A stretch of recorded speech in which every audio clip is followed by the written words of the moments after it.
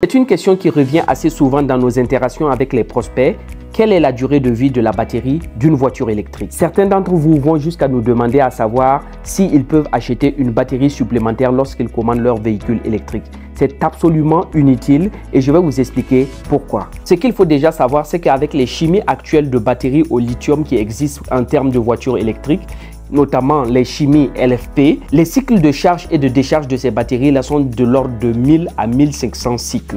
Il faut savoir déjà qu'un cycle de recharge est le fait de pouvoir remplir la batterie et ensuite l'utiliser jusqu'à ce qu'elle soit déchargée. Ça constitue un cycle de charge. Généralement, ces batteries-là sont des batteries qui peuvent supporter jusqu'à 1500 cycles.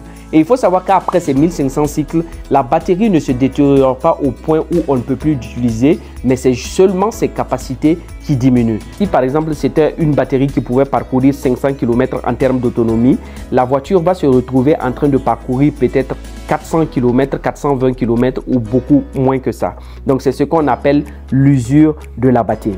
Il peut arriver que certaines batteries également au niveau de l'expiration de ces cycles de charge n'arrivent plus à fonctionner correctement. Pour le cas de la modèle 3 de chez Tesla, on a un véhicule qui peut supporter jusqu'à 1500 cycles de charge. On va calculer ensemble pour savoir à peu près après combien de kilomètres la batterie de ce véhicule électrique, la Tesla Model 3, pourrait se détériorer de façon considérable. Une batterie pleine de cette Tesla Model 3 pourrait constituer à peu près 500 km en termes d'autonomie. Et si on va sur 1500 cycles de charge, on pourrait se retrouver par exemple à jusqu'à 750 000 km. Il faut savoir déjà que 750 000 km, c'est déjà beaucoup en termes de kilomètres parcourus. Pour un véhicule personnel, par exemple, la moyenne d'utilisation aujourd'hui, c'est souvent 50 km par jour, ce qui ressort de nos enquêtes. Pour ceux qui utilisent le véhicule dans une activité de transport, leur kilométrage qu'ils utilisent pourrait varier entre 200 et 400 km. Ils ne pourraient pas excéder cela.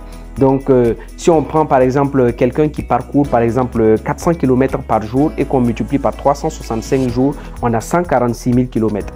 Donc, pour un gars comme ça qui utilise le véhicule dans le cadre du transport et qui utilise 146 000 km par an, il lui faudra à peu près 5 années avant d'avoir une détérioration considérable de sa batterie.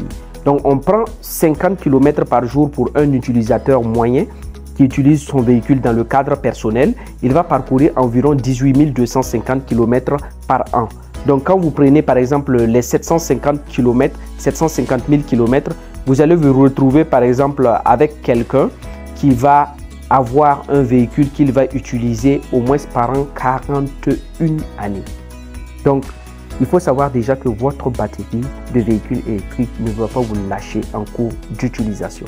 Sauf si il y a un problème sur les cellules où il y a des contrôles à faire généralement avant d'acheter le véhicule. Voilà pourquoi nous procédons toujours au contrôle de la batterie pour prendre le soin de savoir si la batterie est en bonne santé avant l'acquisition de véhicule.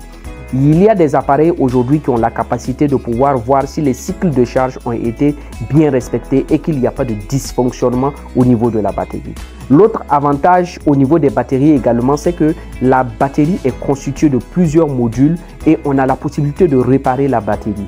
Donc si ce sont des cellules de la batterie qui sont défaillantes, il suffit de remplacer ces cellules-là et de continuer à utiliser ce même pack de batterie. Même si vous achetez un véhicule d'occasion, normalement, si on a la possibilité de pouvoir vérifier les cycles de charge et savoir quel est le niveau de santé de la batterie, vous n'aurez pas de difficulté à pouvoir utiliser votre véhicule pendant un certain moment sans avoir de difficulté en termes de batterie. Je suis même tombé une fois sur une vidéo où il y a quelqu'un qui avait acheté une Tesla où il disait qu'il a même acheté une batterie de rechange. C'est absolument inutile parce que c'est du gaspillage d'argent.